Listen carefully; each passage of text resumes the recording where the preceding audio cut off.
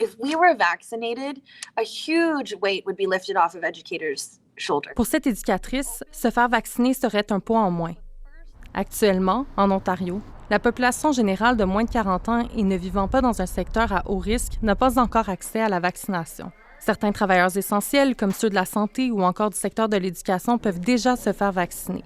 Mais d'autres, comme les travailleurs des garderies, des épiceries ou encore des transports en commun, doivent encore attendre.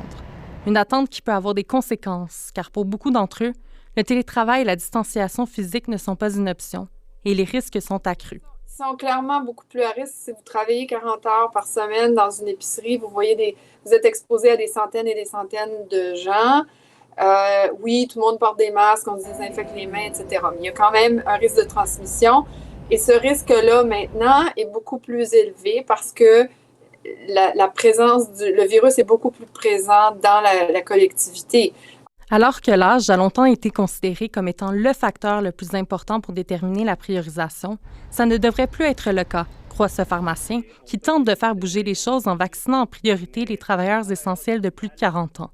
Nous avons choisi de les soutenir par accepter le walk-in pour eux.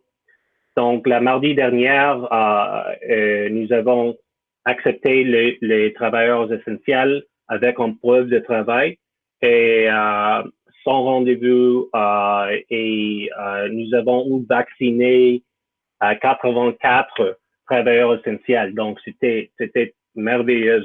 Pour l'instant, la vaccination des personnes qui ne peuvent pas travailler de la maison est prévue à la mi-mai, selon les plus récentes informations fournies par la province.